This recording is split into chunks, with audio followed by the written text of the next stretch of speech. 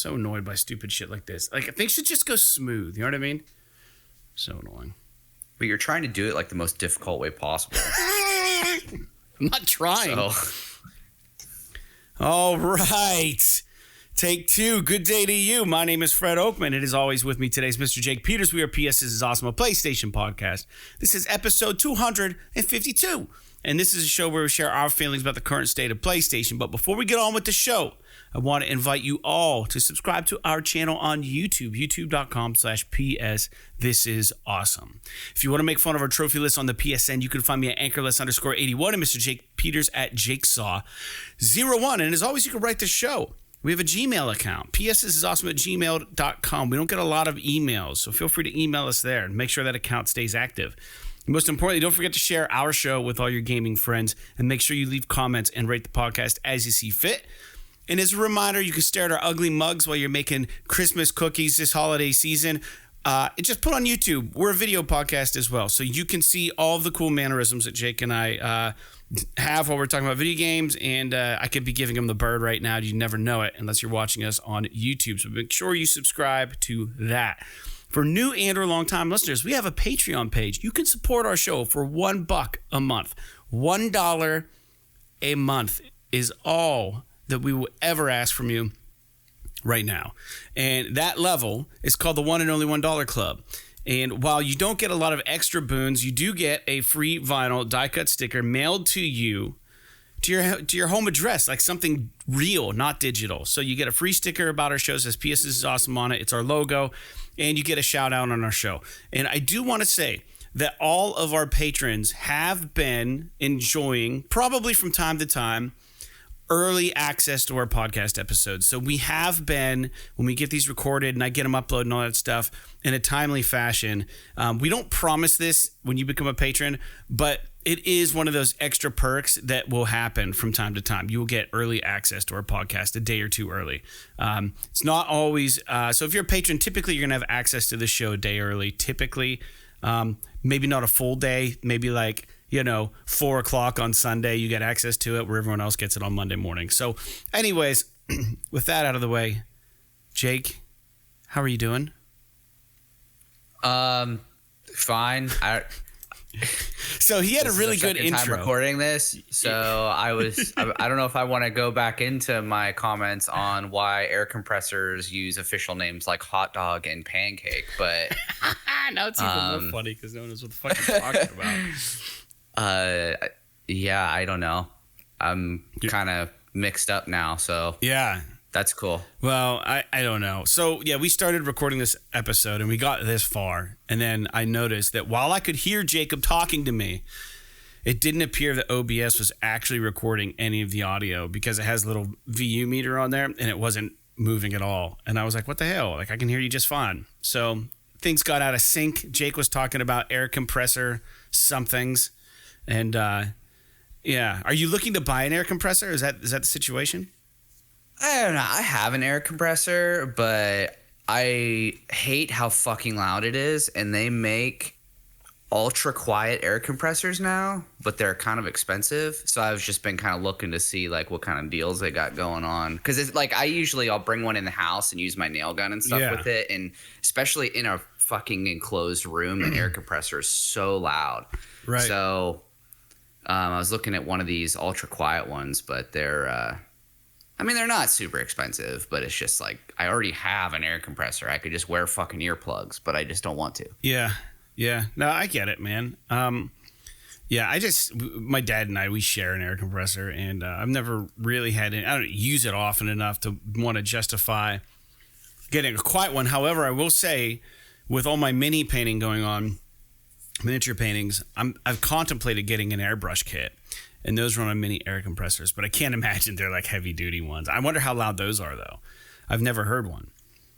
Probably if it's like built into the airbrush, it's probably not very loud.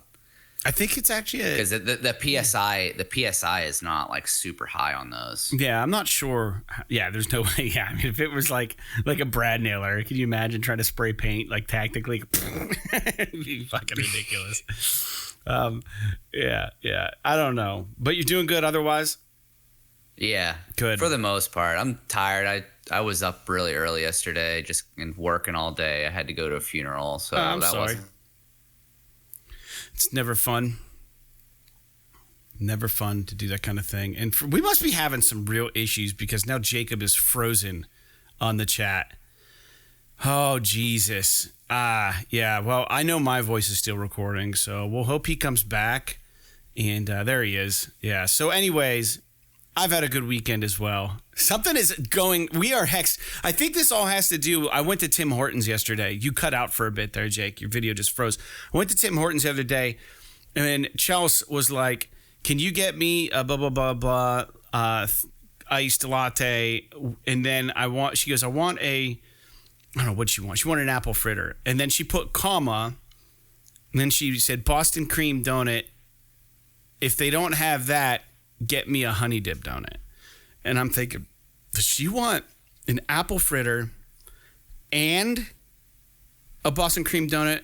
And if they don't have Boston cream donut, a honey dip? Or does she want one of the three, like in order? Apple fritter, they don't have that. Boston cream, they don't have that. Honey dip, right? I was really confused. So, and I tried to get a hold of her, and she answered, and then she still didn't, I feel like she didn't answer the question. She just wrote, if they don't have Boston cream, give me a honey dip. But that didn't roll out the apple fritter part. So I got the thing, and I got the apple fritter, and then I got a honey dip because I didn't have Boston cream. One donut too many, I found out. She just wanted one. But the order total was 666. And I love it when that shit happens. I don't know why. I just think it's so cool. And I know the lady who was like handing out that had my order. I've ran into her in the past, and I think she's like really religious. And she was like 666. And I looked at her, I said, yeah. And I kind of laughed and said, yep. And then she didn't even offer me the receipt. She probably didn't want to touch it. I think she's a really religious person. It wasn't offered to me. A long time ago, there's a very, very, very, and I'm not shitting on religion or anything, but there is a grocery store in our neighborhood that I won't shop at anymore for personal reasons. But I went, they're owned by very, like a pseudo-Christian family, I would say. Like, they identify as being Christian. I don't think you're using that right. Yeah, I'm not using it. They identify as being Christian, but they're like super, super, super, in my opinion, hateful people. So I found that out. I don't shop there anymore, but I went there, and my total was 666 one day. And I go, oh, lucky number. And they looked at me like I was just insane. Anyways, yeah, I don't go there anymore. But it was just so funny. And again, I have no issue with Christianity. None whatsoever. I just think they're very extreme parts of it. Yeah, so maybe this podcast, Jake, is hexed or cursed because I got 666 on my receipt yesterday. And I don't know. I think it's not freezing. I want to talk a little bit before we got moving into the show because I didn't want to have to do a full stop and get started again. So it looks like the video's good. You're not freezing. We haven't had technical issues in a long time on the show, so we're well overdue. But I'm doing all right. The Cyberpunk song has been submitted. Did I tell you that it's actually been submitted? Because November 30th was the deadline. We got it in on the 28th. Mm-hmm. And then when I submitted it to CD Projekt Red, I got a screen, and it just said, thanks, Choom, we got your submission. But they made you put in your email address. I never got an email confirmation. When you're uploading WAV files for a contest that has a deadline, like you would think you would get an email confirmation saying, okay, thank you for your submission, but I didn't get anything like that. So I wrote customer support and I said, hey, we're cutting it real close to the deadline on this. I just want to make sure that you guys got it. And then I think it might be one of the people that's on the CD Projekt Red videos, but she wrote back and she's like, yeah, we got it. We got it. Smiley face. So I don't know if I should read into that, but let's definitely not. But it's good that you got it submitted. Yeah, I actually kind of I honestly won't be upset if it doesn't get picked because then we can put it on the show, which will be awesome. If it gets picked, I'm not allowed to put it on the show. But man, I really want the listeners to hear it. I want you to hear it. I showed it to Jim, the drummer for my band, yesterday. He came by. I was tracking vocals. And he was just like, what? This is you? And I was like, yeah. He's like, this is fucking rad. So I had the Gemstone Turing test. He was all about it. So, anyways, let's dive into some feedback. No. Let's go into games we're playing first, Jake. So every podcast we talk about games we're currently playing. I'm curious to hear what you're playing, but I'm still playing Warzone 2.0. I've been gaming once in a while with my buddy LJ and his brother-in-law and I think one other dude. And dude, we got first on a Warzone, which is crazy because there's like, I want to say there's 200 people in that game, and their teams of, well, I don't know, whatever. You get 4 people to the way we play, 4 in a squad, and there's tons of people. The last squad standing wins first, and it is an achievement, and it's really adrenaline pumping. But we came in first on our first try. This past match, we were all hooked up, and then I've been playing God of War Ragnarok, and I'm not going to spoil anything, but I got the weapon. I told you, Jake, over the phone. I sent you a text. Got that weapon, and now I believe I'm at a point of no return because I'm at the gate with the Soul Stone or whatever the hell the thing's called, and I'm being told by Mimir, the guy on your belt who's in the first one, the head. He's just like, "Hey, brother, if you got anything else you'd like to do first, we should probably do that." So I think I'm at the point of no return. So I went and I finished a couple of the Raider hideouts in Midgard and Midgard maybe, and then I think I did a couple rifts. But have you ran into any of those? I don't know what they are yet, and it's like there's like 6 of them. They're like the equivalent of the Valkyries, but in God of War 2. Have you fought any? Like a big ring of ice will show up. You put like a hilt. You're talking about the gravestones. Yeah. Yeah, I mean, I haven't really done. I did one, and then I haven't really done any more because it's not really my thing. Did you beat him? I got close, but I think he ended up killing me. They're really hard. Yeah, I spent a good. I just did it because I didn't know what it was, Yeah, and then right. when I saw it was like a little duel, I was just like, whatever. This isn't really what I'm into. So I moved on to other things. Yeah, but I've taken 2 of those guys out. And I've located a third and didn't even try it because it's like the Valkyrie battles where they're just really, really difficult. And then on the Black Friday and or whatever you want to call sale, Cyber Monday sale, I did pick up, Jake, because we had talked about Cold War and how bad you wanted to play it, or we wanted to try it at least because it got really good reviews, the campaign. It was on sale. It might have been $30. I think it might have been 25 or something. I don't know. Anyways, I picked it up on sale, and I'm excited because I've been playing Warzone. I'm excited to jump into the campaign for Call of Duty, I think, Cold War. So we'll see. I haven't played it yet, but I got it on sale because those games never go on sale, ever. yeah, So I wanted to take advantage of it. Jake, I see what you're playing. All right, gotcha. All right. Yeah, what are you playing, Jake? Maybe that's not. So old. I'm basically just playing the same shit. Just playing God of War Ragnarok. I'm like 25 hours into it. Still really enjoying it. I'll be honest, I was talking a little bit of shit last week, but I've actually grown to really like the Chaos Blades. I don't know why. Something like clicked with them in my head like over the past week. And I think it's just their ability to attack groups of enemies simultaneously because you just like swing those bitches around. I'll be honest though, I'm not like super in. I get annoyed with games when they like God of War is not bad at this, but it can be kind of frustrating when it's like they introduce a new weapon or something to you, and then now it's like you've got all these things that you have to remember in terms of like, oh, you're attacking an enemy and it's like, why aren't they taking damage? Why aren't they taking damage? And then you're like, oh, I'm supposed to use this other weapon. And then it makes them, it breaks their shield or whatever. And then you can attack them normally. And you have to keep bouncing back and forth, which is fine. I don't necessarily think that it's a bad design thing, but sometimes I just want to use the weapon I want to use. Like, I don't know. Yeah. That's just me being kind of grouchy, but, for like they introduce, I don't know. I got the I got the third weapon, which is cool. But it like the thing is that it unlocks all these, like you're going through all the worlds up until this point. And you see all these things on the walls and like that you can't interact with because you don't have the equipment. And then you finally get it. And I'm sitting here and I'm like, I'm not going to go back to any of those other places. No. I don't fucking remember where any of that stuff is. Yeah, exactly. So I'm not gonna research all of these maps for where this shit is, and I'm not like taking notes on where these places are. And there's no way to figure out where those spots are. It doesn't tell you on the map like, oh, here's a location to use this weapon at. Yeah, like I would have been interested in going back if I like knew where all these places were, but I'm not gonna search for them. It's just not. It's a waste of my time.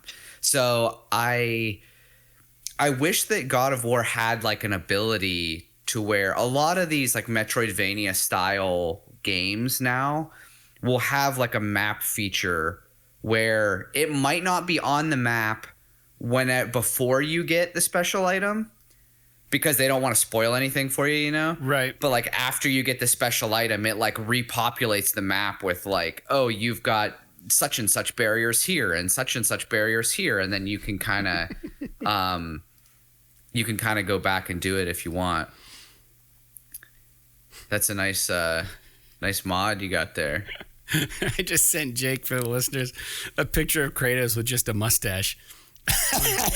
It's so weird looking. It looks like he should be a police officer. It's like Ted Lasso or something. Like, I don't know. Yeah. Yeah, he should be a cop. I don't know. It's but really anyway, yeah, I'm still liking God of War though, and I'm still playing Pentiment as I'm, winding down for bed or whatever. And that game is really cool. I really enjoy it. It's a bummer that you can't play it on PlayStation, but yeah. If you have a PC or if you have an Xbox, you can play it. So anyway, but that's pretty much it. Cool. Yeah. I'll just jump on the follow up on God of War. There are moments of this game where I'm like, God, this game's fucking awesome. And then there are moments of this game where I'm like, oh, God, are you kidding me? Like, I'm in a part just before the no turn back part. You run into a situation that is it's beautifully written. The story's fantastic. And then you go through the part, and then you just have to get back to a time travel gate or whatever gate they're called.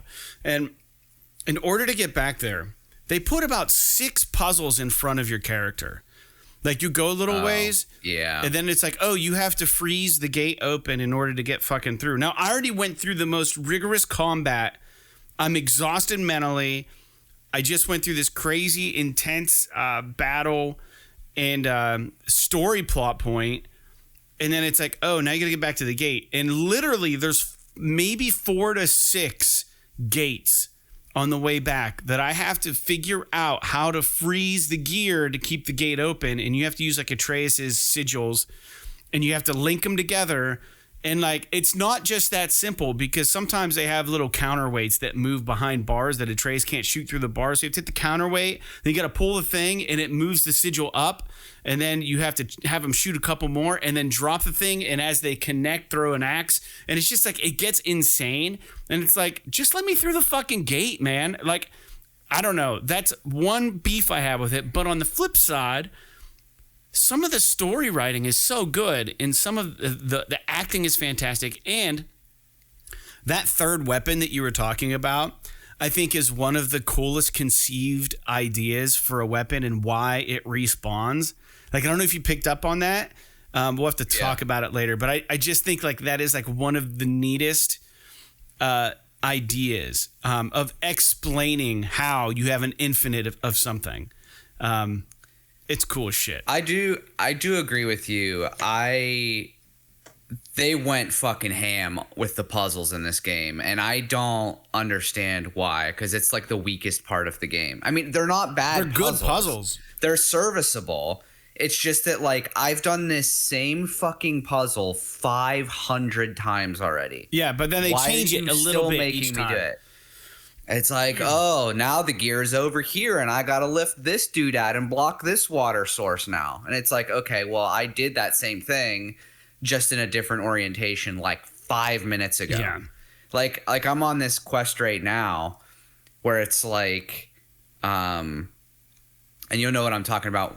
This isn't really a spoiler, but I'm like on a quest to like find a mask piece. Okay. Right. And it's like, the whole thing is just like you walk up to a gate, can't go this way, gotta find a way around, and then you solve this puzzle, and then it's like 5 seconds later, can't go this way, gotta find a way. It's like literally 6 or 7 times in a row that this happens. I think I know exactly the part you're talking about. Are you with an NPC? Yeah. And so I'm like, why not? I would much rather them give me one complicated long puzzle that's interesting and unique than give me 6 or 7 fucking stupid little puzzles in a row. And like it's the same problem I'm having with those fucking chests, because I can't let them go because I want the apple, or you have to or I ring want the the horn bells, or or you whatever. have to do the yeah. But it's like I'm so sick of looking for these little fucking totems and tying the sigils together. I hate the ones that are you have to catch on fire. I hate those ones. Oh yeah, where you have to tie all the things together. God. Yeah, it's just, to me it's like, I think that what they've created with these puzzles is cool, but I think they've oversaturated the game with it, and they should have like used them a little bit more sparingly and a little bit more effectively, rather than like forcing you to do this over and over again. Like they should have, as opposed to like to increase your health and stuff, like maybe vary it up. Like maybe one time make me fight a strong bad guy to get the apple, or like maybe I have to complete a little mini dungeon to get it, or maybe one of Odin's birds know. are like really, really tough to get. Yeah, or something. You know what I mean? Like I don't understand why it's like it's the same shit over and over again just to unlock these fucking chests so that I can increase my health, which is like a fundamental part of this game. Now, granted, you could go through the whole game and not do it, and it would be fine. It would be harder, but it would be fine. But it's like most games, you know, I don't know. I guess a lot of games are like this, but well, I think it's just this particular format of it that is irritating to me. Because the ones that bother me more, I think, than the rune ones are the ones where you have to ring the bells and you have like a time limit. There was one that was really annoying. Because you like have to run and be accurate with your axe throws and stuff, and it's not always super easy. So, but anyway, I don't want to bitch too much about it, because aside from the puzzles, I fucking really like this game a lot. And so I'm not gonna be a completionist about it. I'm not gonna go back through and do all this shit or whatever, because like I don't know. I mean maybe I will. Who knows? But like I was talking about earlier, those gravestone fights, which are like the Valkyrie fights from the first game. It's like it would be one thing if I just had to do one of those, but you have to do like fucking 10 of them or something like that. There's 6. Or 6, and it's like I just don't want to do that. Yeah. So just because that's not just, I just don't enjoy that aspect of the game. I enjoy the combat, but I don't necessarily enjoy that type of a challenge. So, but anyway, I still really enjoying it, but I'm trying to, I would like to get kind of through it, so that I can move on to some other things. Yeah, very good. Well, I'm glad that I brought that back up a little bit, because I'm hot and then I'm cold, and I'm hot and I'm cold on this game, and right now I'm kind of hot because I'm getting close to the end. I'm excited to see how it ends up. But let's dive into some quick feedback real quick from our listeners. Played by Ken wrote in, and we have 2 other people that wrote in this time too, which is great. So thanks for that. But he wrote in, he goes, "I'm so happy to hear Sony are going to do something about all those junk games being released on the store. I'm sick to death of seeing those stroke the blank titles. I haven't even touched this month's PS Plus games, so personally I'm not bothered in the slightest with you guys skipping them. It's definitely been more interesting hearing about the new God of War game. I just started playing Divinity Original Sin in split screen with the wife, so that's going to be an interesting experience. She's more of an Animal Crossing type gamer. Apart from that, I've really only touched DayZ. That game really has its claws in me right now. Another great episode, guys. Thanks for the entertainment. Well, thanks for writing in. Played by Ken. I think that I think we're going that route where we're gonna put aside maybe the PlayStation Essentials games that we're gonna play until we get through some of these new current games. So. And I'm not familiar with Divinity Original Sin games, but I'm sure they're nothing like Animal Crossing. So that's hilarious. You have to keep. They're like RPG games. That's cool. And DayZ always looked cool to me, but I never played it. So thanks for writing in again. I appreciate the kind words. We'll keep the episodes coming, so keep on tuning in. One Black Talon wrote in, and this is a great reminder that we're now in December, so we have to do the thing that we do every December. Jake and I wrote a Christmas song in a band.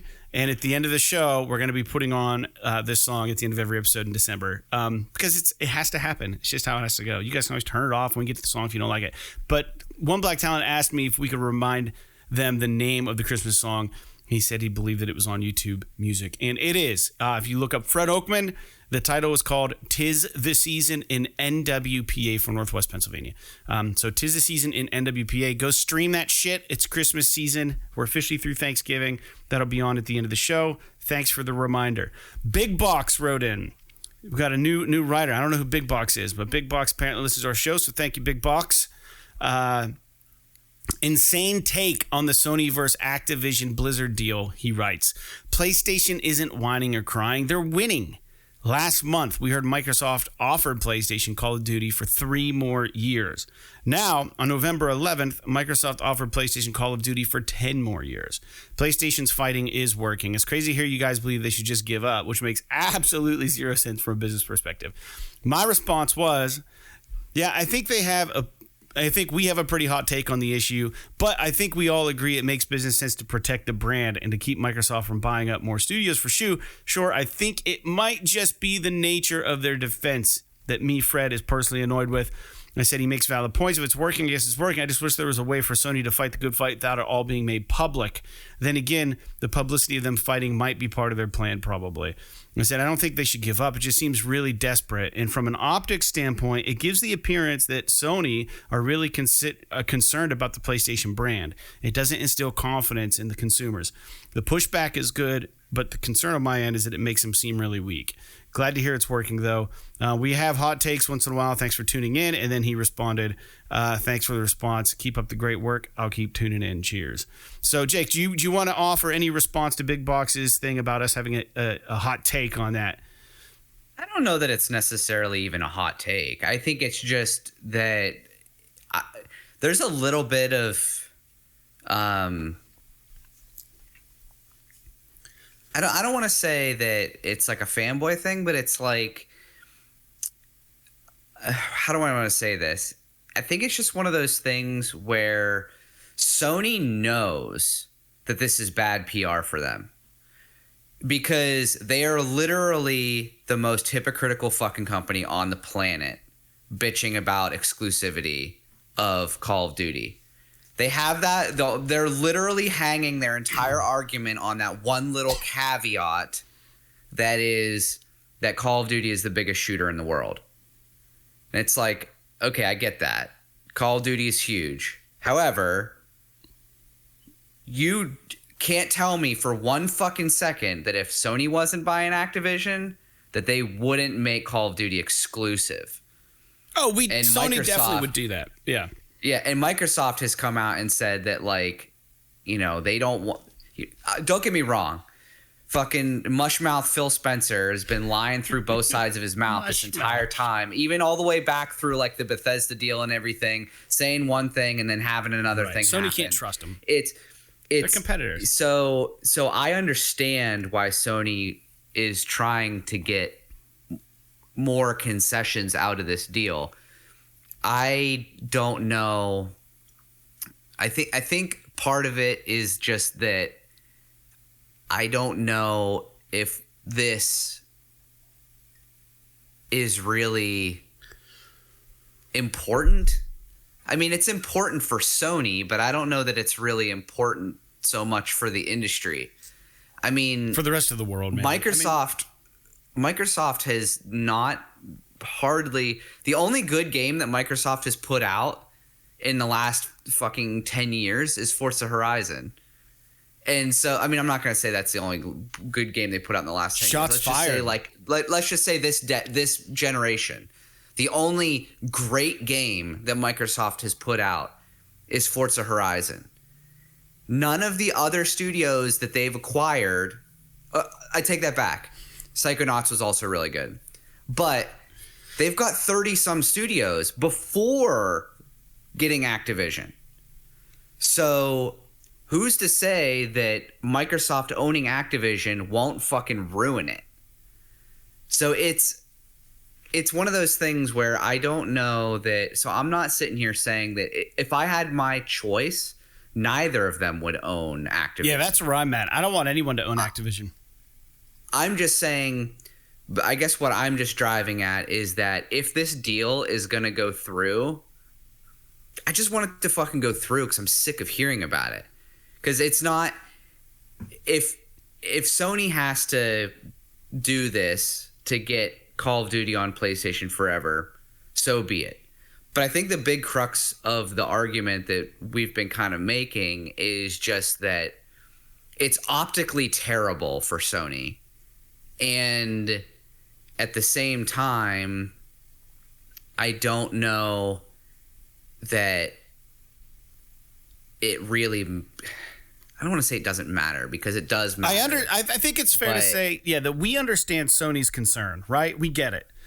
But it almost seems, and like you said, though, Big Buck said, is that if Microsoft is coming back with, it was 3 years, and now we'll give it to you guys, not exclusively, but we'll give it to you guys indefinitely for 10 years, Call of Duty. I mean, they're changing their tune a little bit, Microsoft. So, I mean, if it seems to be working, then that's not, it's like a dog who, every time they go outside and they come back in the house to get a treat, like Charlie, right? He thinks every time he goes outside, he can get a treat. And if you're not consistent with that, which means he'll go outside once in a while and I won't give him a treat, and then sometimes I will. So what it does is it teaches him to continue to go to the door anytime he wants a treat because there's a chance he might, right? So the issue is that there's the chance here that Sony could possibly get the outcome they want because Microsoft keeps giving a little bit and then a little bit more and a little bit more. So they're going to keep being vocal about this with the hopes that this whole thing's just going to fucking get solved. But I don't know. You also have to understand from the Microsoft side, they're hesitant to say indefinitely available on PlayStation. From a business perspective on their end, that's a stupid contract to sign, right? Because you don't know what the future holds. You don't want to sign your life away on something that you're spending $78 billion on. So it's understandable from their side why they would be resistant to saying it's indefinitely going to be available. Signing any kind of official thing, right? But the thing that bothers me the most about this is that I don't know this for a fact, but I would imagine that Microsoft would be willing to work with Sony on releasing these games on PlayStation because Microsoft just straight up, I don't know if they can afford to release all this shit on Game Pass and nothing else. They've got to have revenue somewhere. But Sony, in an attempt to make it definitively happen, is burning every fucking bridge they possibly can with Microsoft to do this. Well, and they threw Battlefield under the bus recently, right? They kind of shit on Battlefield, even though it was facts. I mean, like, it didn't have to be fucking publicly aired out there that Battlefield can't compete with Call of Duty. Like, gamers know this. Battlefield's a great game. It's never going to put out the sales numbers that Call of Duty has. But what I'm getting at is that, Microsoft is almost certainly going to get Activision. I don't think that Sony's going to be able to stop that. I could be wrong. Maybe they can. But I would say there's a greater chance that they're not going to be able to stop Activision from being Microsoft's. They just might get some more concessions as part of the process. Right.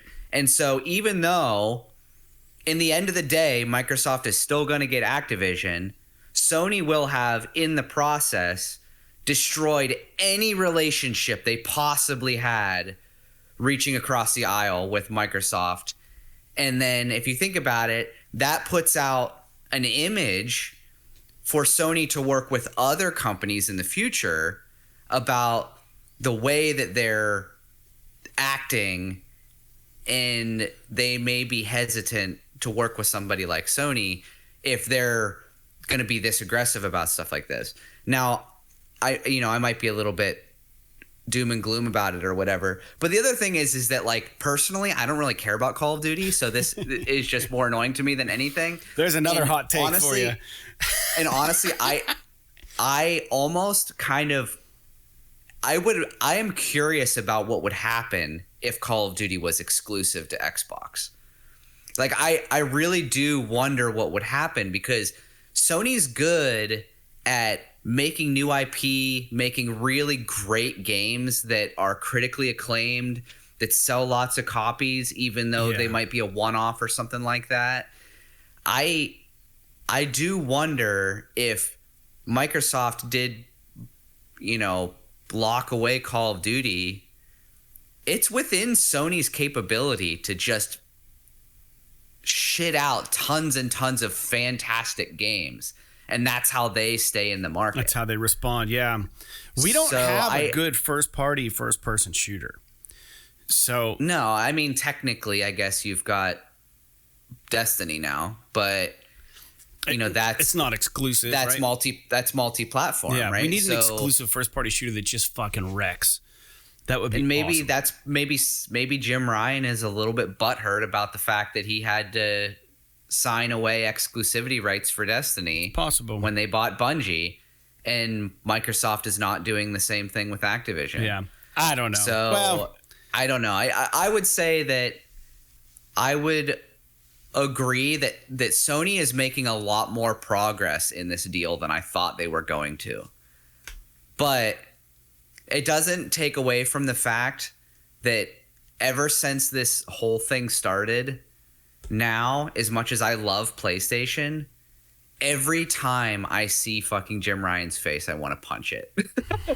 Because of just the shit that he said. I mean, him and Phil Spencer both, just their conversations with each other. I'm just like, you guys are the richest fucking babies on the planet. It's so annoying, just personally. But I do agree that it is pretty impressive how far Sony has gotten in this deal. Yeah, I agree. Yeah, and Jake's not inciting violence. Just let him do all the violence himself. So yeah, nobody. If you run into Jim Ryan, don't punch him in the face. But if you do, say that's from Jake Peters. All right, and then ask him what video game he's playing, and he'll tell you it's the most recent thing that came out, probably. Yeah, that's hilarious. All right, well, let's get on to the news, Jake. Every once in a while, Push Square, we get a lot of our, if not all of our news points from Push Square we'd like to comment on. But they have another PlayStation general knowledge quiz, and it's issue 22. And we recently scored 100% on one of these bad boys. And if we can go repeat, I'm going to lose my mind. I don't think it's going to happen. It was a fluke. There's a little bit of fluke, good luck, and also some knowledge in there. But let's get on with question 1 of 15 of the general PlayStation quiz on Push Square. Question number 1. Middle-earth, Shadow of Mordor, and Shadow of War use a system to generate unique enemies in game. What is the system called? That's easy. That's the Nemesis system. You agree? Yes. I didn't play the game, but even I knew that. I played the first one. I actually liked the first. I have the second one. I never played it. How many Ape Escape games were released on the PS1? 1, 3, 2, or 4? 4, I think. Wait. Say that again? How many Ape Escape games were released on PS1? 1, 2, 3, or 4? 1. 1? 1. On PS1? 1.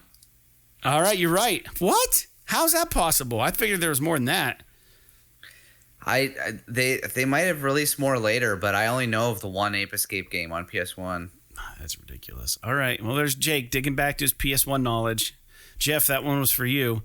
What is the name of the tanker that Solid Snake infiltrates at the beginning of Metal Gear Solid 2? Was it USS Autumn, USS Wildbird, USS Discovery, USS Fairweather? I think it's Fairweather. That's Discovery, isn't it? I think it's Discovery. I think it's Discovery. Let's go Discovery. Correct. All right. Whew. How old is series protagonist Kazuma Kairu in Yakuza 0, set in the 80s. How old is he? Is he 18, 20, 22, or 25? Meeny, meeny, miny, mo, dude. I have no idea. I've never played a single Yakuza game. I'm going to go 20. Sounds good. Got it. Yeah, buddy. He looks 20 in that picture.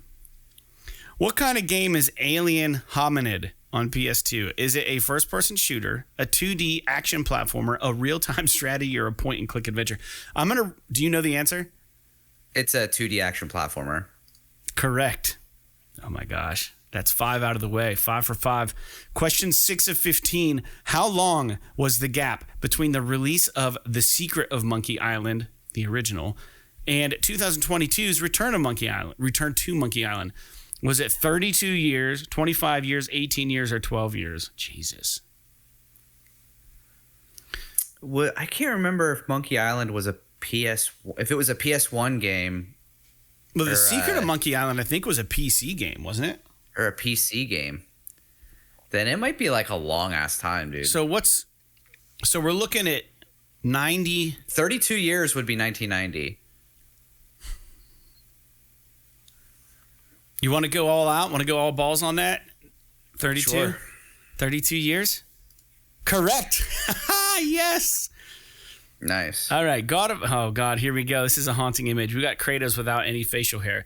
God of War's Kratos appeared as a playable character in which Mortal Kombat game? Was it Mortal Kombat X, Mortal Kombat Armageddon, Mortal Kombat 2011, or Mortal Kombat vs. DC Universe? I don't fucking know this. X, I had a ton of characters, I think. I think it was 2011. We're going to agree to disagree then, because I think it's Mortal Kombat X. But let's go 2011, because you're better at guessing. Correct. Unbelievable. Stop this. Nice. Stop this nonsense. In Assassin's Creed Origins, protagonist Bayek is from which Egyptian village? Is it Siwa, Philadelphia, Heraklion, or Kirkasseros? It's definitely not Philadelphia, although I could be completely wrong about that. I've never played this game. I have no idea. I have this game, and I played like 3 hours of it and never went back because I couldn't stand it. I want to like every Assassin's Creed game, but I have not liked any of them except for the pirate one. I love the setting. I love the idea of Assassin's Creed Origins being in Egypt. I think that's super cool. I just never played it because I heard it was like 100 fucking hours long, and I didn't really want to play that long of a game. All of these look like the right answer to me, and Philadelphia is not a fucking all but in Philly. Egypt. I believe it's Siwa, Siwa. That sounds like a good hometown for a guy named Bayek. So does Kirkasseros. Heraklion. That's two. Those are too hard to say. Just pick Siwa. Correct. I did play that game, to be fair. I thought it looked familiar. Question 9 of 15. I'm actually getting nervous here. Who is this character from Samurai Showdown of 2019? So for the listeners, he looks like he's dressed like an old school like castle guard, but he also has samurai gear on. So he looks like a ninja. He's got pirate pants with like he looks like a ninja, but he's got like classic knight like boots and pauldrons. Yeah. So is his name Tam Tam? Not to be confused with Bam Bam. Is his name Jubai Yagyu? Is his name Hanzo Hattori? Or is his name Yoshitora Tokugawa? I think his name... What was the question above? Wasn't there a Yagyu already from... No, Kazuma Kai. I'm gonna judge this. I'm gonna guess solely based on what I think sounds like a game character's name, and I'm gonna say Hanzo Hattori. Yeah, that's where I'm at. Correct. Yes, dude, that's 9. Here goes question number 10. We have no business getting a couple of these right. Set to release in 2023. When was action RPG Grand Blue Fantasy Relink Oh, fuck. first announced? Yeah. Who the hell knows? It's got to be like 2010, 2012, 2016 or 2018. Probably. You want to go 2016? Because I have no clue. Yeah, because that's like long ago, but it's not like super long ago. 2018 is really fucking long ago too, man. It's almost 5 years ago. Yeah, but that's only 4 years. That's like a normal development cycle. They're asking this question because it's probably a little bit long. All right, we'll go so 2016. 2016. Correct. I'm going to lose my fucking mind here. Which of these PS3 games does not have a 95 average critic score on Metacritic? Which one does not have a 95? Last of Us, Metal Gear Solid 4, Guns of the Patriots, Red Dead Redemption, or Little Big Planet? I mean, I want to say Little Big Planet. That would be my first guess. Do you know if Last of Us is higher than 95? I know that Last of Us and Red Dead are probably both higher than 95. Well, which or doesn't 95. Have an average. So I'm going to say Little Big Planet, dude. Yeah, because 95 is the score that they're looking for. So Red Dead and Last of Us probably have 95. Although Metal Gear Solid 4, I don't think it was really well received. I know that it was not well received compared to the other three before it, but I don't know what that means. Can you think of anything wrong with Little Big Planet that would not earn it a 95? No, I remember it was kind of a phenomenon when the PS3 came out. People really liked it. You want to go? I guess it didn't come out. What's up? You want to go Metal Gear? Sure. That seems high for Metal Gear Solid 4. I mean, it's kind of a guess. Either one is kind of a guess. So it's not Red Dead or Last of Us. I don't think so. Fuck. I'm gonna go Metal Gear Solid 4. Okay. This is not our gut. Now let's stick with our gut instinct. They say always follow. Let's go Little Big Planet. You want to go with our gut? It's up to you, man. All right, Little Big Planet it is. You're the one with the control. Damn it! It's Metal Gear. Are you kidding me? God. I should have. Damn it. All right. Well, 12 of 15. Here we go. Which actor played? It's all downhill from here, folks. Which actor played key character Martin Septim in the Elder Scrolls IV Oblivion? Was it John Cleese, Robbie Coltrane, Sean Bean, or Patrick Stewart? I think it's Sean Bean. Yeah, correct. Oh my God! If the only, I'm not gonna go there. Wipeout HD received an expansion and re-release in 2009. What was it called? Wipeout HD Zero, Wipeout HD Endzone, Wipeout HD Flash, or Wipeout HD Fury? Probably Zero. Might have been Fury though. Oh, Flash makes man, that was 2009. That was a long ass time. It's not end zone. That's a football term. Flash, maybe because you're dealing with speed. Fury makes it sound like it's either Fury or Zero. I think it's Zero. I would say Fury. Oh, you're gonna go Fury? You think Zero? I'll go Fury. Yeah, Fury's correct. Good job, Jake. What is Virgil's sword called in the Devil May Cry series? Is it called Zangetsu, Masumune, Zabimaru, or Yamato? It's gotta be. I have no idea. It's gotta be Yamato. Never played this game. Okay. Yamato, correct. It just sounds like a sword name. How much internal flash memory does the PSP Go have? 32 gigs, 8 gigs, 64 gigs, or 16? Flash memory, probably 8. I have no idea. I never owned a PSP, so I don't know. I'm going to go 8 because anything else seems too high for the time. Nope, it's 16. Shit. But we missed 2 guys. So, again, we should get a job at Push Square, it says. Thanks for that. That was a good little quiz. But, man, I haven't been taking any of my time notes. That makes me annoyed. We've been talking a lot. So the notes, the timestamps are going to be all jacked up. But anyways, so this is an interesting point. See, this podcast has been so good for the listeners because I haven't had to keep track. I haven't been keeping track of time. Let me see here. All right. So PlayStation picks, this is an article from Push Square. They wrote about how Sony was beefing up their publishing for Chinese games. And in a recent deal, Sony now owns the publishing rights for a new game, or for a game that I believe is coming up, called Convallaria. And I looked at the video, and this game's really, really pretty. It's a co-op third-person shooter game. It's slated for release for PS4 and PS5. And from my understanding, this game may work a little bit like the Division's multiplayer, because it's going to feature PvP and PvE. The game is in development by a studio called Long Force, and they've indicated they are happy to have Sony's support. Jake, have you...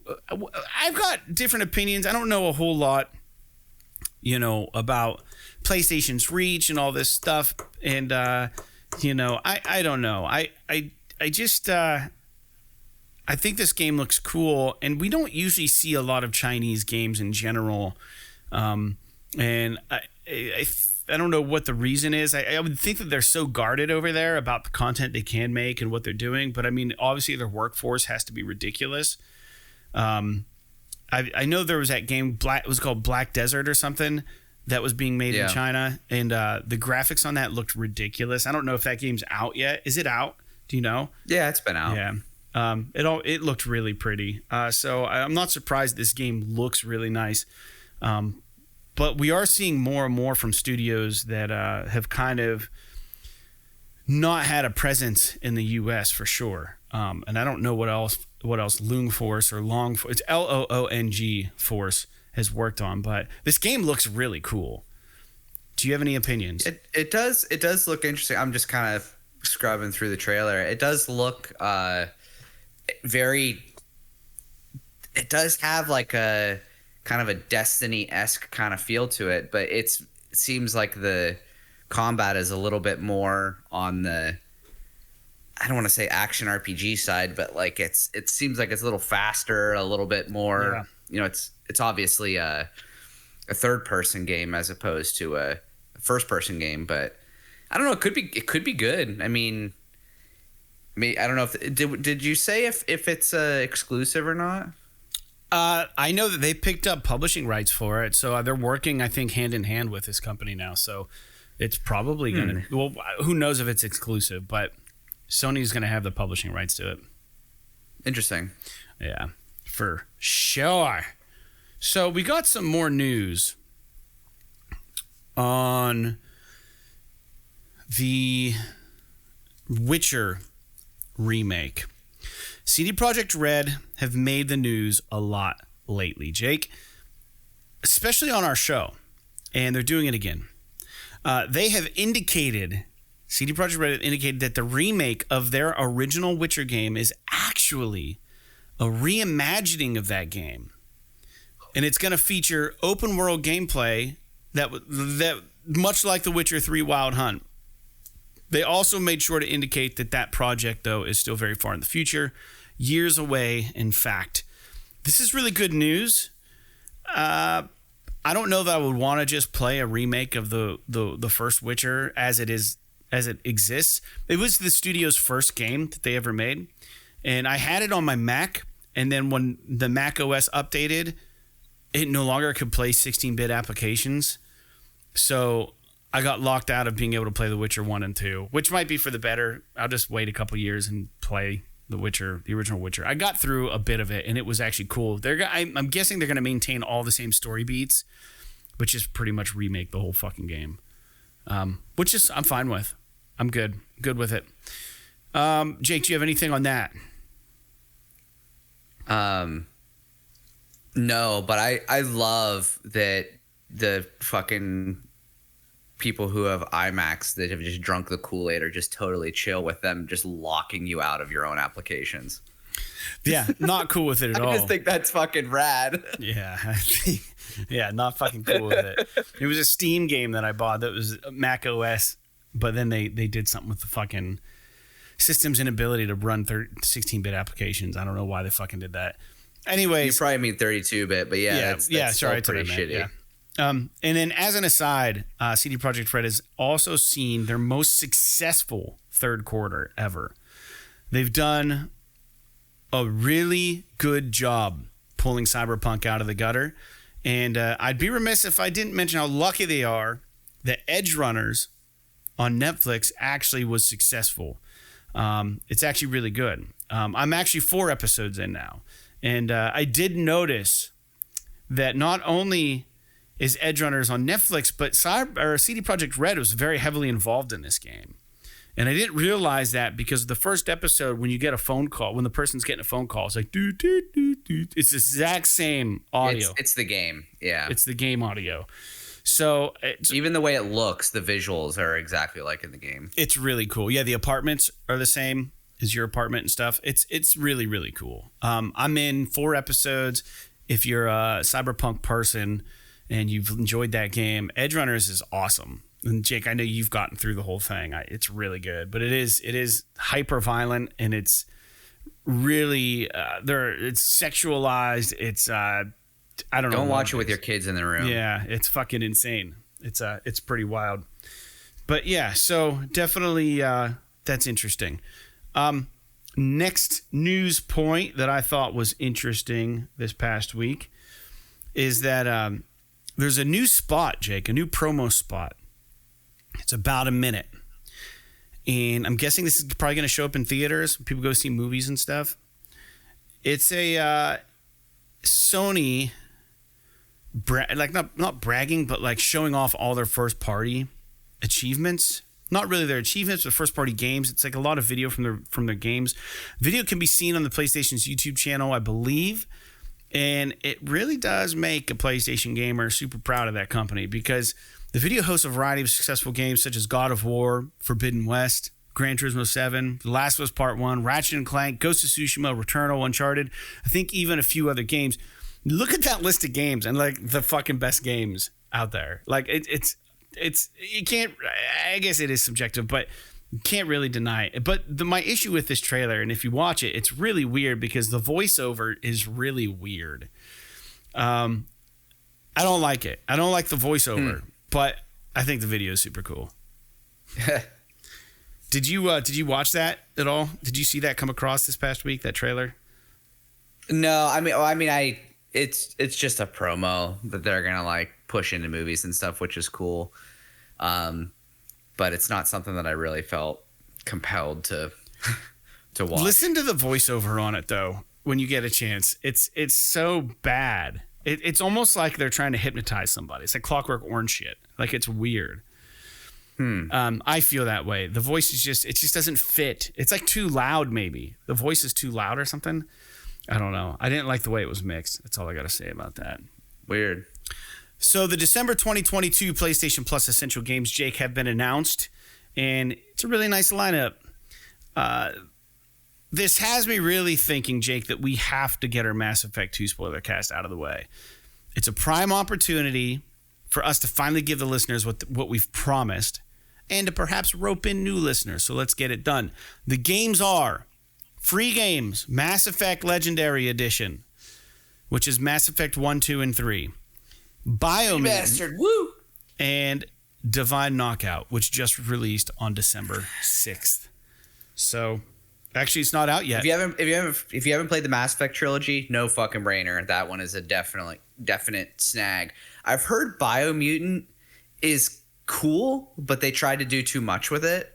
So I kind of wanted to try it out, but I didn't want to pay money for it. So it's kind of cool that this is available. It might be worth digging into. Yeah. Divine Knockout looks like a Smash Brothers type kind of clone, but you're like these little gods or whatever, which is kind of a neat little concept. But I don't know much else about it.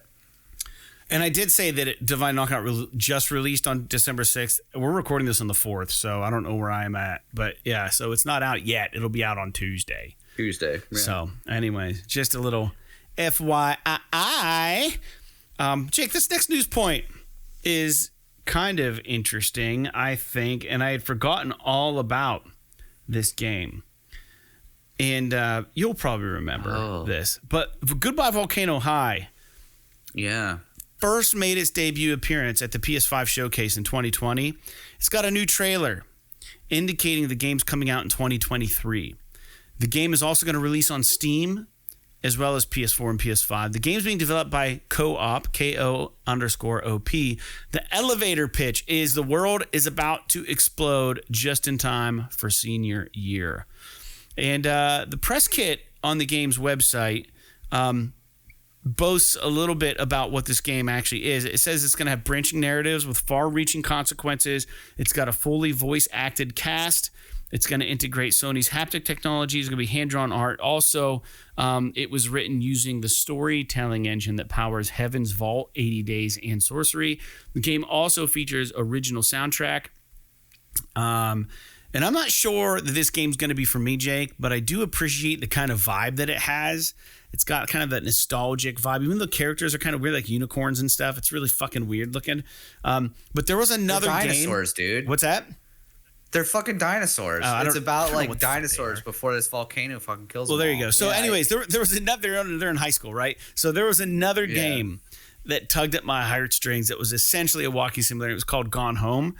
And I think they're going to be different games, obviously, but I bet it has a similar impact on a gamer because I think you're going to be revisiting like high school years, right? Like older gamers like ourselves. It's going to harken back to maybe some weird memories. I think you're in a band in this game, which is awesome.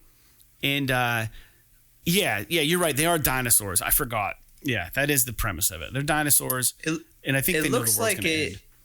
It looks like it might be a little bit closer to something like the first season of Wolf Among Us. Life is Strange. Life is Strange. Ooh, maybe without all the fucking magic-y shit, but like just how it's all like, you know, kids in high school, and it's, you know, a lot of walking and conversations and choice and all this stuff. Maybe like some light puzzles. It doesn't seem to me like it's going to be anything too complicated, but if you're into the, you know, the Telltales, the Life is Stranges, the Until Dawns, you probably would be interested. Like that's probably the type of gameplay we're looking at here. Yeah, I don't think it's going to be gameplay heavy. But it looks cool. The art's really cool. So I don't know. I mean, depending on what the landscape looks like when it comes out, I may give it a shout just to see what it's up to. I wouldn't be surprised if this ends up on the Essentials or Extra on day one. It might. It could very well be like a day one freebie or something. Yeah. Okay, so Volcano High, a hybrid cinematic narrative rhythm game, coming of age interactive movie experience. Yeah, because you're in a band. That's on the link that you had in the news point.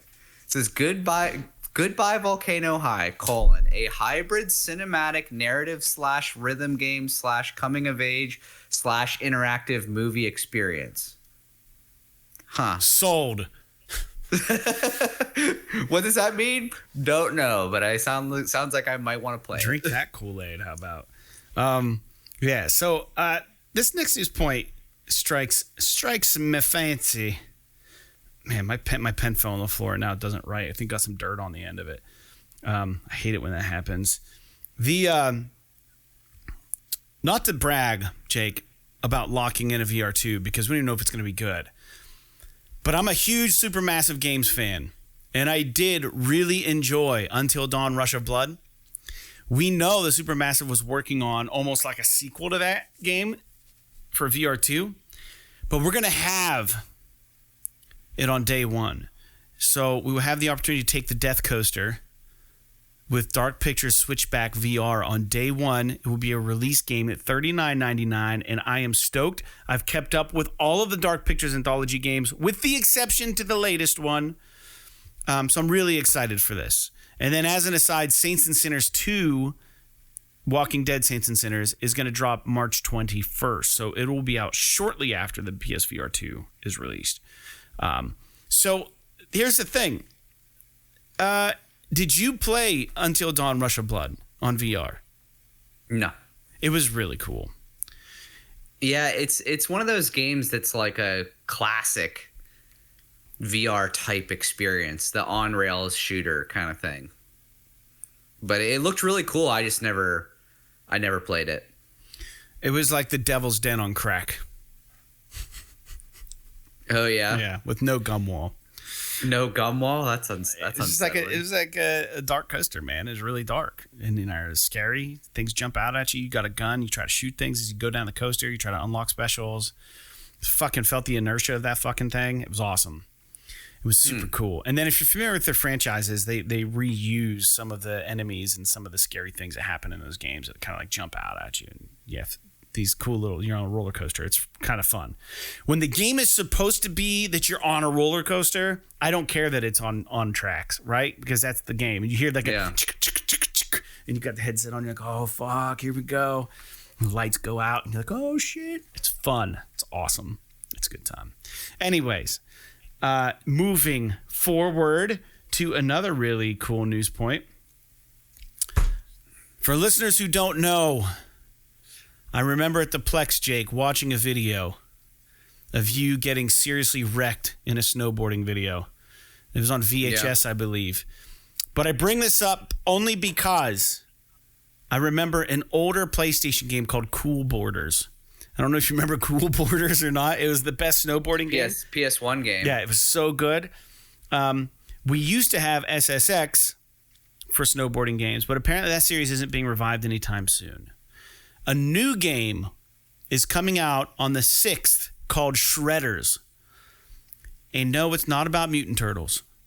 It seems a bit more grounded than those other snowboarding games. More like the skate version of Cool Boarders. And this game has also been out on Xbox for a while, but it just seems fitting to discuss now that we're in the winter weather. And Jake, you used to be a snowboarder, I think. So...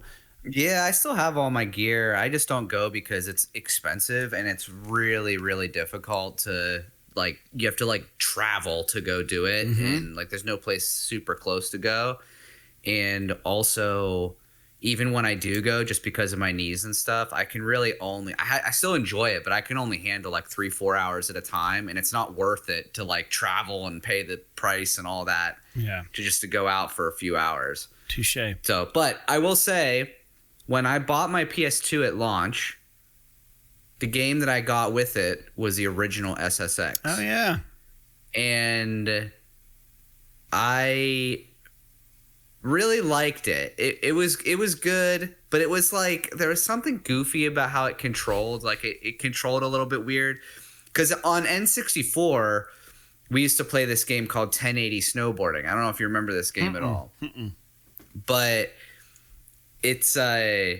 it was like an arcade snowboarding game, kind of like you could call it maybe like a Tony Hawk, but like snowboarding.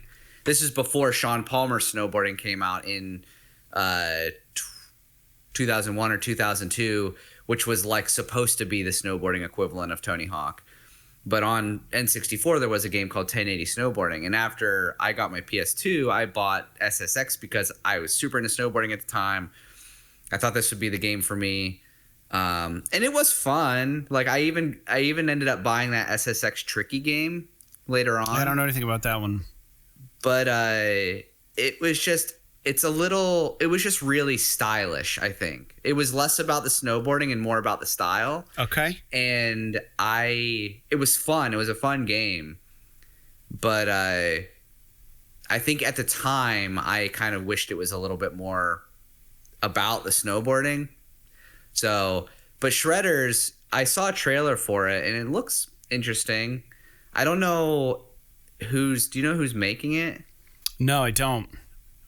Because I'm curious. I did watch the trailer and it looks a smidge budgety. If I like the animations, if I'm not gonna lie, and that might just be because I know what snowboarding's supposed to look like. But I don't know. It's cool though. It's neat that they're still pushing snowboarding games, even though developer I don't know how big it is now. Is Illusions and Let It Roll, and it's published by Foam Punch, made in the Unity engine. So there's that. So it's probably relatively small kind of game, or like an A tier as opposed to like a AAA snowboarding game. It got me thinking that there's not a lot of snowboarding games out there. There really isn't. I don't know. It's kind of like skateboarding. I don't know that, like, I feel like even though in the circles it's very popular still, I don't think that it's got a lot of mass market appeal like it did. Like, you remember in like the 90s and the early When 2000s X Games when was- the X yeah. X Games was fucking huge before like the internet And was Metal really big and Militia, stuff. like all the BMX dudes and like all that shit was just awesome. Yeah, all the like freestyle motocross and all this stuff was like enormous. Like that was like in the zeitgeist back then. So these games were big, but now it's not like that's not as big of a deal anymore. Yeah. No, you're right. But yeah, so So- that's if anyone's interested in snowboarding games, that's one of probably your only option. Coming out December 6th. Well, there's that other one that we got. That other one that we got,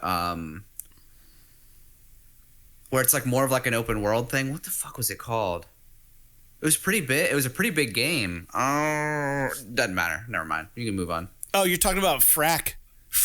No, not fracked. Although you are kind of snowboarding down the mountain or skiing on that The one. VR game. No, That's a VR game where you take out people who are fracking. You just kill them. It's ridiculous. yeah, I'm trying to remember what the hell that name of that game was now. It was something weird like downhill. No, I don't know. You can move on. Yeah. It doesn't matter. I'm not going to sit here and like. Yeah, listen it to doesn't. you The fucking listeners don't think care about enough. it. All right. We spoke briefly about the Game Awards coming up, and Jeff Keighley, as of I think just recently, Steep, yeah, thank you. So Jeff Keighley released something on Twitter just saying he wasn't going to say the time length or the length of the Game Awards, but they are going to be shortened this year. But he wouldn't say how much shorter. But we did get word that Tekken 8 will be at the Game Awards. Now, Tekken is Jake's favorite game ever, and we may have a chance to see Unreal Engine 8 in full effect. We'll see. I think this game is possibly looking at a 2023 launch. Jake, what would it take for you to jump back into the world of Tekken? If I didn't have to pay for it, So, no money barrier? I mean, if I could just download it and mess around with it and see if I would get into it, I'd be interested. But fighting games really aren't my bag anymore. So I would have to. I mean, they never really were. I just got hooked on a couple of them. Mm-hmm.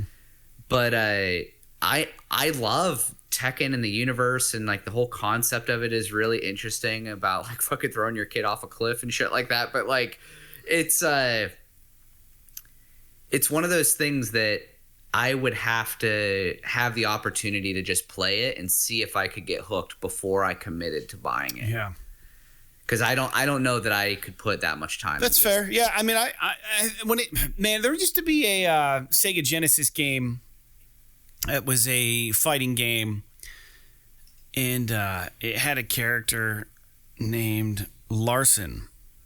Shit, now I gotta look this up. It was one of my favorite fighting games. Sega Genesis fighting game Larson. It was called Eternal Champions. It was one of the best fucking fighting games I've ever played.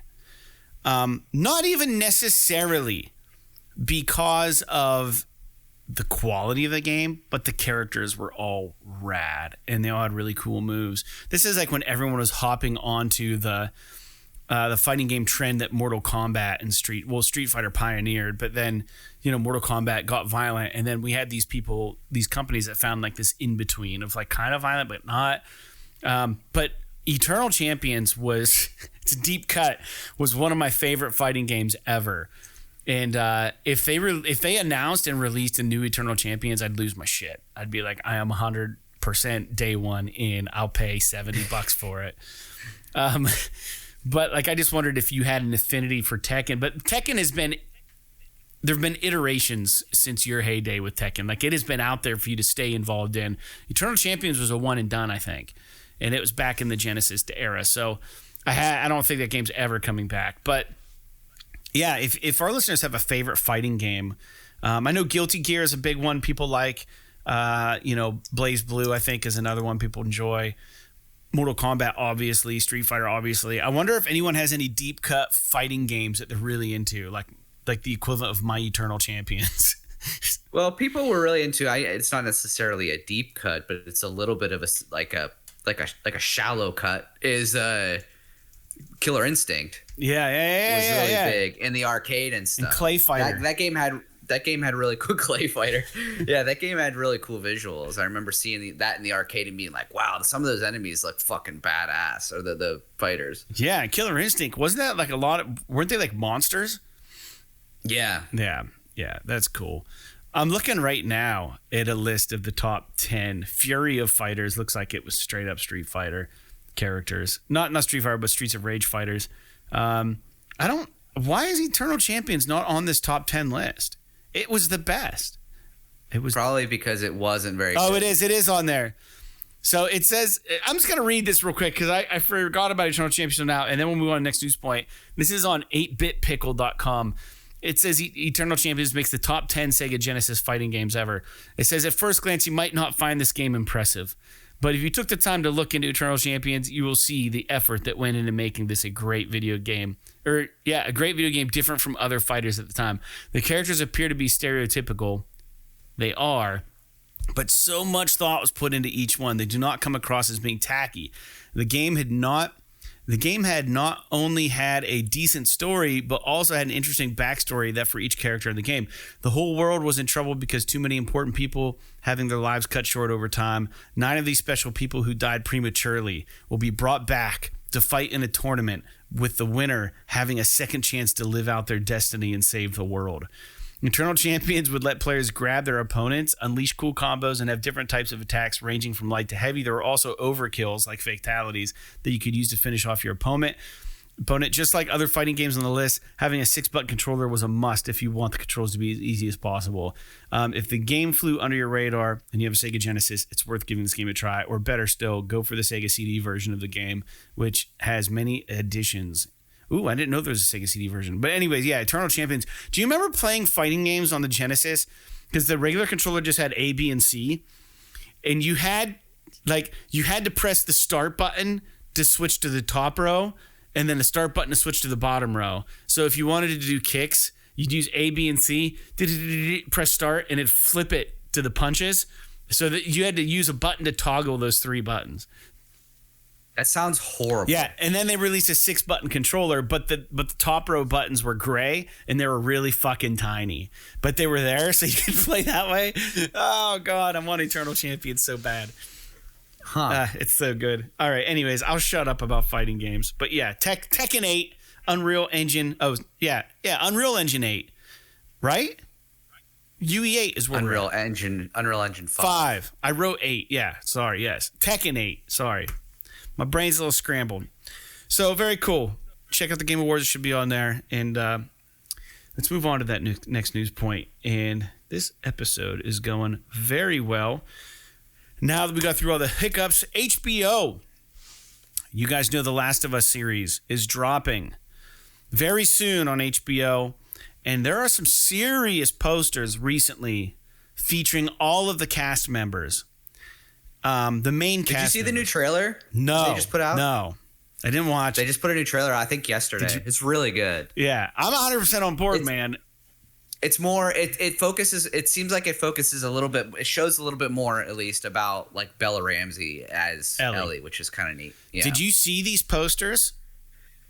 I haven't seen the posters. Dude, click that link and just look real quick, because the characters are so fucking spot on. Like, look at Henry and Sam, dude. Perfect. Their outfits are perfect. And then the dude who plays, what's his name? Alan? Or Frank. Sorry, Frank. I don't know about Offerman as Bill. He looks a little weird with the long hair like that. I think his hair looks too fake in the poster. It's like a little too puffy. Don't you think? I don't know. Yeah, he's got a little too much flow going on. And those shotgun shells are just way too red. It seems like it needs a little less poofy. I agree with you about that. His hair needs to be less poofy. But I'm all in. I love Tommy looks great. Tommy, yeah. Looks badass. So his daughter's black in this? Where? Isn't Sarah his daughter? Where do you see Sarah at? It's like the first one after the two. Nico Parker's Sarah. Yeah, I guess she could be. I mean, I don't know.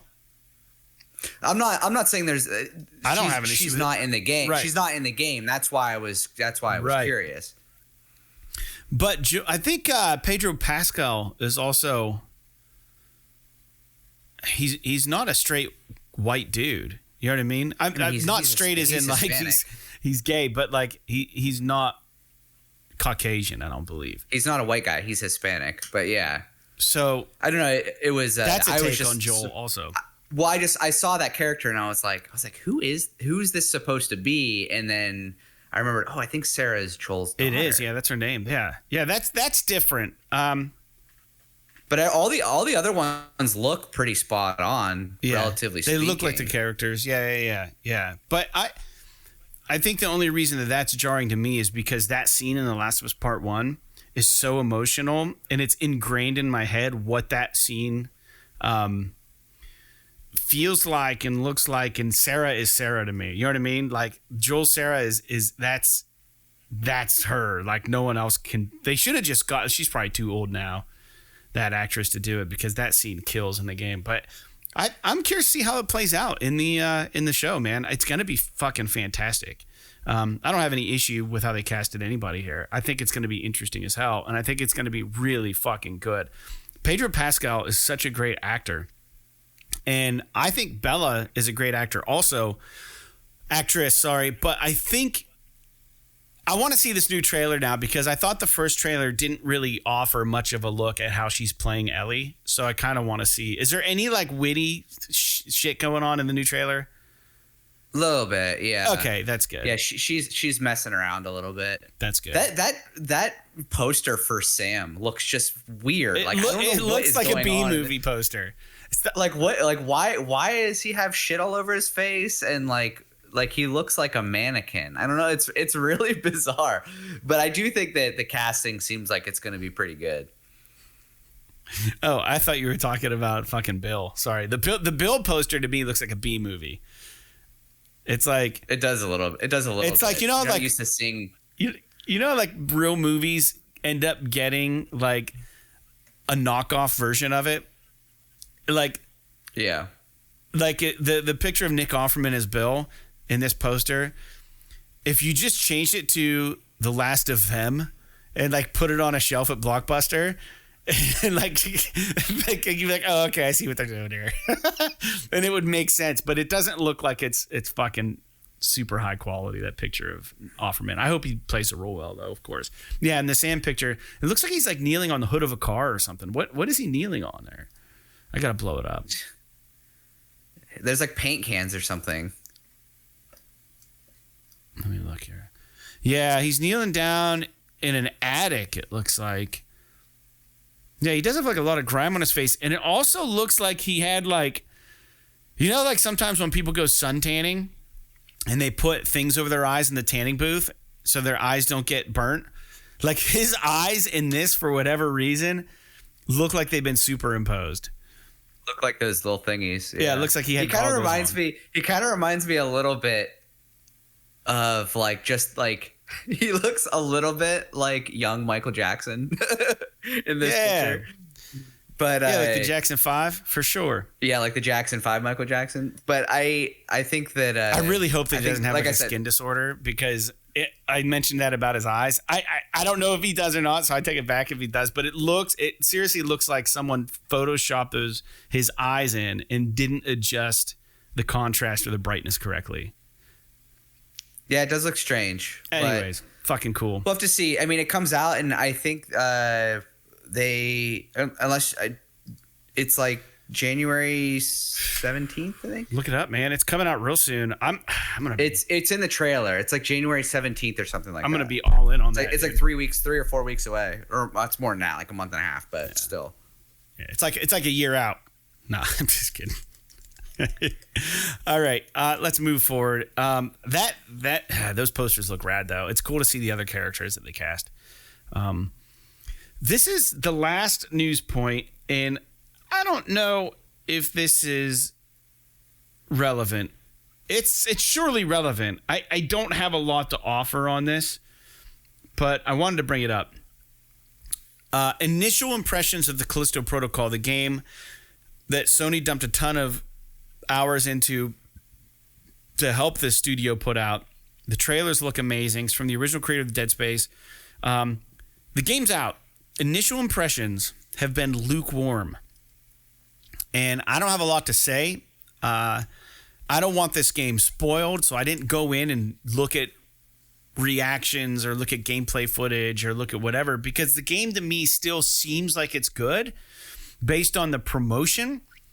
I haven't purchased it yet because I haven't finished God of War yet. And I don't know, Jake, if that's why you weren't a day one purchaser of this game or if you were actually going to wait for the reviews. But the embargo lifted, I believe, on the day the game was released or the day before. And that's always a tall tale sign that there might be problems with the game. It's never a good sign when that happens. But regardless, they did one hell of a job promoting the game. And this may be a situation where the promotion was better than the actual product. Now, it's currently a 76 on Metacritic, and that's not bad. But I did see that the game is refreshingly very linear, and that the combat seems to be interesting as far as like the way they handle it. But I think it could be buggy. I saw some of the stuff on Metacritic where people said that it just doesn't feel polished at points, like the graphics, the way it handles, it feels a little janky. So it might have been good that neither of us picked this up. I mean, I would have. I don't know. I'm still gonna play it. I think that like 76 is not a. It's not bad. It's not a bad. Like people think that like because it's something not a in the 70s is bad because it's not, you know, fucking in 96 or something. That doesn't mean it's not good. It's just I don't know. I've seen some comments about how it's not, it's inspired heavily by Dead Space, which, and maybe there's a little bit of people aren't as blown away as they were when that game came out. It's like because the state of the industry or something. Right. I don't know. And maybe there are some bugs and things like that. And that's another thing that hopefully if we wait a couple weeks to get to it, that some of that stuff will be ironed out, patched out by then. But I'm going to reserve judgment because I still think that the game looks really good. And I'll remind the audience that one of the greatest PS3 games ever, which was Space Marine, was like a 70 something. So I can't wait for. Dude, did you see the new that Warhammer game? That's first person. Dark Tide? Yeah, that game looks awesome. Is that all online? It's multiplayer. Fuck. Yeah, it's a multiplayer game. Yeah, it looks great. I saw a trailer for it. I was like, oh, this looks fucking awesome. And then I looked into it, and it's like an all multiplayer game like Vermintide and stuff like that. And I've always been interested in trying that stuff. I just don't want to play online, so it's really kind of pointless for me. Man, I wonder if looks it's great. Easy to squad up with random people. It might be. I've been enjoying Call of Duty online with randos. I don't like the randos, to be honest. I like playing with friends, but I'll just mute everybody just to play the game. I will just give you the quick conclusion on Push Square about Callisto Protocol, and this is their review. At the end of their review, they always give pros and cons. And the very first comment on their review it says, personally, it being like Dead Space is a positive, not a negative. So on their cons list, that's cool. They have it's a bit too much like Dead Space, but then a user wrote in and said, well, that's not necessarily a bad thing. So the conclusion the Push Square came to on the Callisto Protocol, they've played the whole thing, I guess. It says the Callisto Protocol is a consistently good game that, when it's at its best, gives many of the survival horror greats a run for their money. However, there's no getting around the fact that the game has very little to truly call its own. In borrowing so heavily from Dead Space, there's always a sense of having been there, done that. Now, I guess if you've never played Dead Space like myself, it's probably fucking fantastic. They wrap it up with a sentence that says, with frame rate issues and an unimaginative story with poor characters, the Callisto Protocol is good, but it's not great. The pros are it's good, weighty combat system, refreshingly linear, brutal death animations, and excellent cinematics.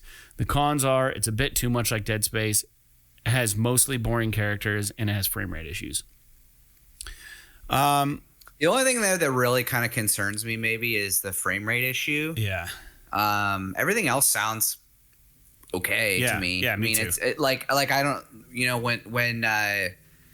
when Iga made that spiritual successor to Symphony of the Night, and it was basically just Symphony of the Night with new fucking characters and shit in it. It's like nobody gave him shit for that. Right. This is the guy that made Dead Space. It wasn't like, no longer been there, works done at this EA. before. Yeah, right. Yeah.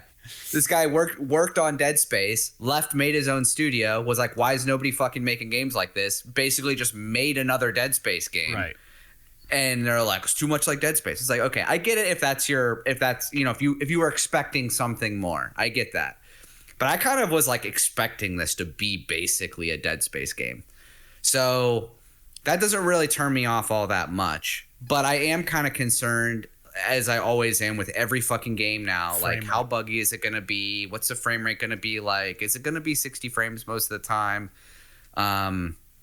So we'll have to see. This game could be an absolute nightmare for me to play because of where my TV is in my living room, which has 6 huge windows. Close the blinds. And if this game is a lot of darkness, it's going to be impossible for me to play unless it's dark outside. Yeah. Because I won't be able to see the fucking TV. Yeah, I have issues sometimes.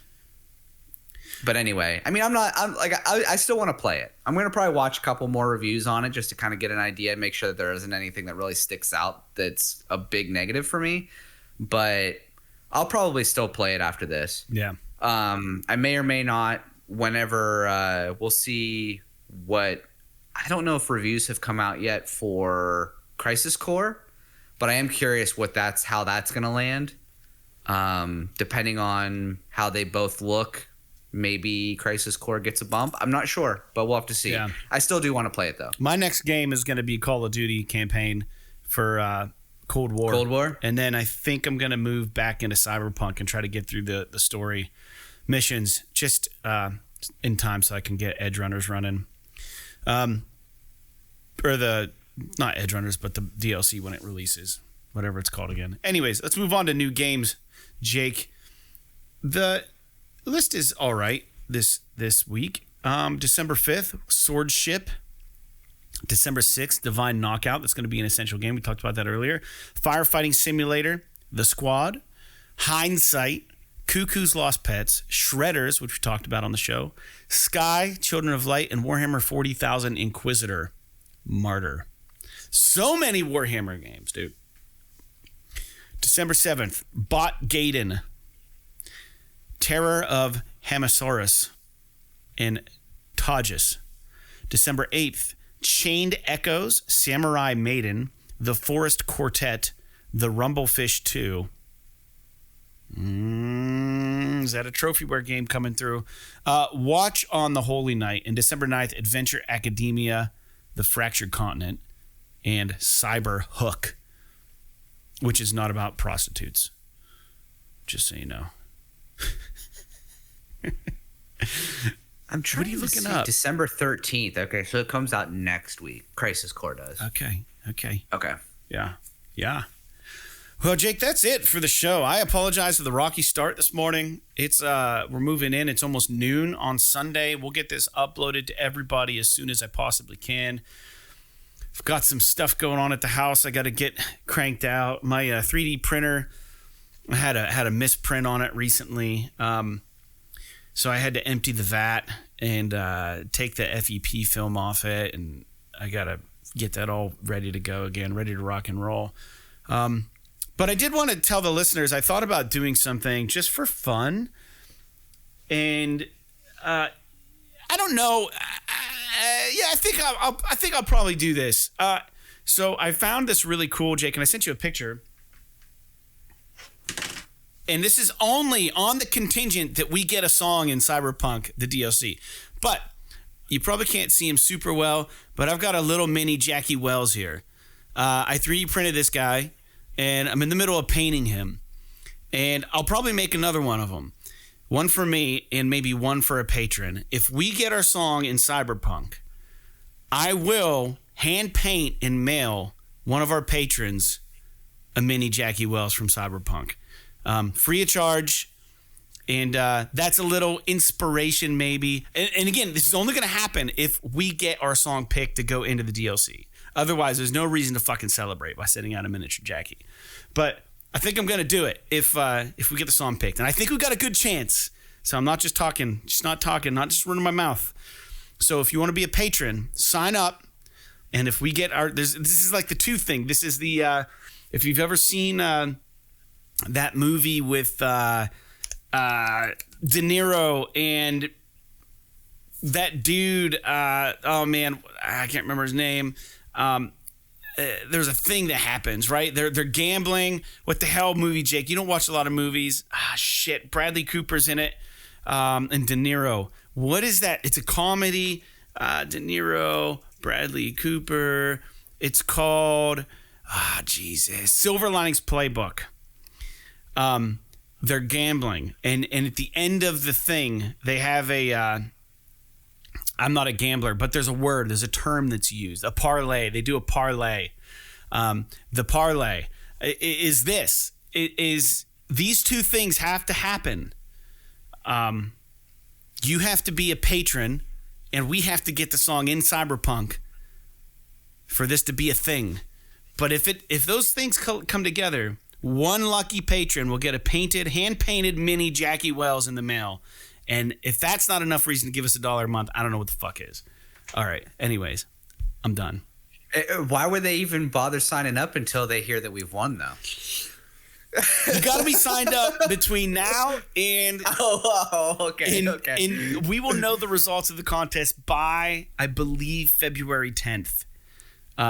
So if you sign up to Patreon between now and February 10th for $1 a month, you're getting yourself in the running for a hand-painted mini Jackie Wells. And just an FYI, you probably can't... They'll probably never tell you. The base is already going in Cyberpunk yellow. It's going to be rad.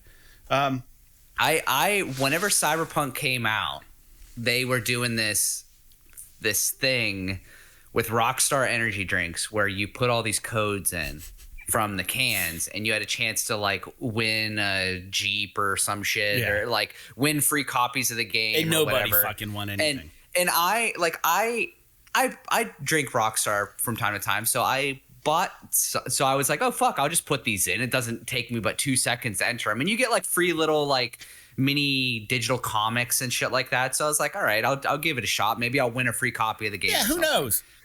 And like literally never heard anything from them about who won, because you would think that they would send out a thing that's like, congratulations to the this winners. person won the grand prize or whatever, and like show a picture of them with the fucking Jeep or something. You know what I mean? Like most companies do shit like that, but whenever the game came out, it was a fucking piece of shit. Everybody was upset. And then like all this stuff happened. Never got any feedback at all about like all these little codes that I put in. It's like, I don't know if it's a scam or what it is. Yeah, man. But it seems like the song thing is a little bit more legit because somebody's going to win that. Well, they're picking between 10 and 15 tracks. So yeah. Yeah. I mean, there's going to be a lot of people with their music in this game that are just fans of the music. You know what I mean? Do you have any indication of how many songs are being submitted? No, but I went into the comments on the post on the Cyberpunk 2077 or the Cyberpunk.net website. And a lot of the tracks, there were no vocals, and they were just like atmospheric, like just fucking just computer program shit. Right. Yeah. So I think that what we did for this game is going to set us apart for sure. I just don't know if it's what they're looking for, because I don't know the style of game.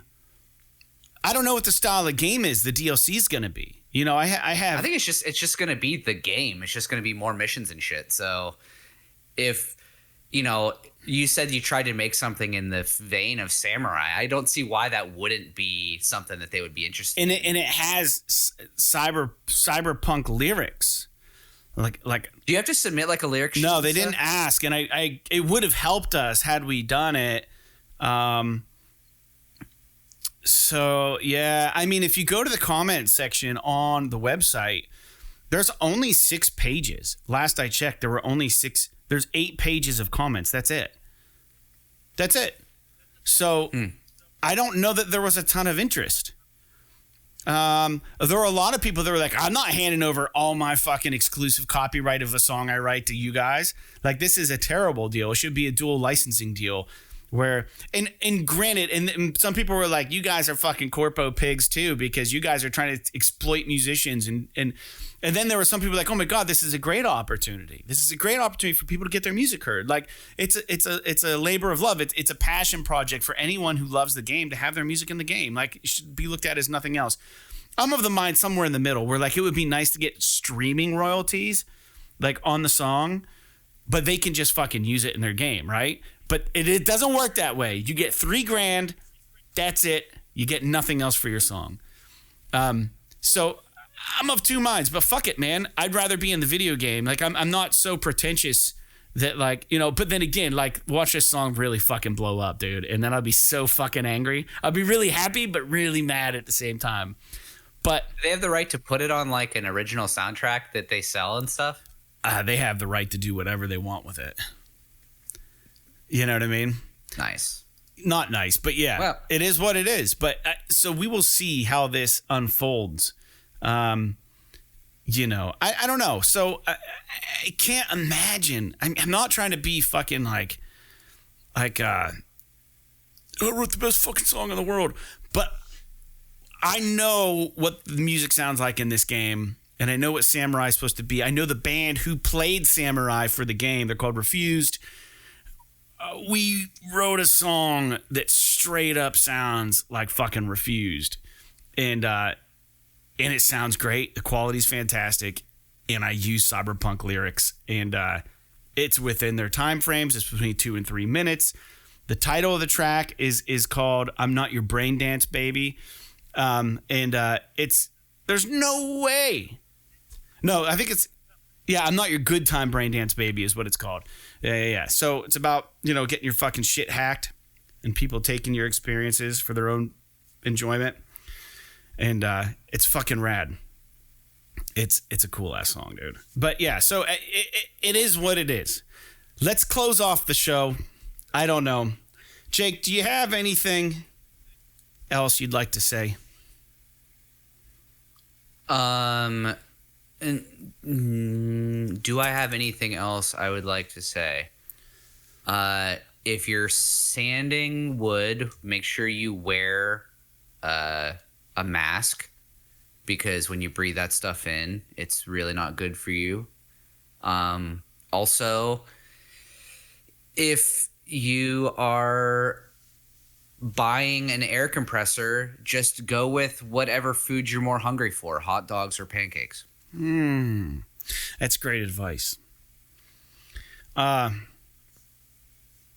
don't know. I got advice. If you buy a Ring doorbell and you have nowhere else to mount your doorbell but onto siding, you're also going to need a vinyl siding mount. And they sell them on the internet. And depending on the size of your vinyl siding, 4-inch, 5-inch, 6-inch, 3.5-inch, you're going to need different mounts. And there are people who 3D print these mounts and sell them for like $10 on Etsy. So, hot tip, if you need one of those things, Etsy is your place. I have 5-inch vinyl siding, and I have a Ring doorbell now, but I couldn't mount it. So now I'm waiting for that. And I would 3D print it myself, but I don't have an FDM printer. I have a resin printer, and that resin is not made for that kind of shit. So that's my closing advice. Nice. You good? Yep. All right. So like God of War, Ragnarok, Ghosts and Goblins Resurrected, and Gungrave Gore. P.S. This is us. Awesome.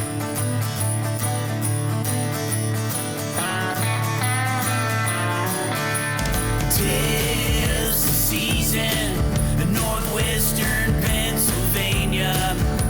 I lost my glove for the 100th time.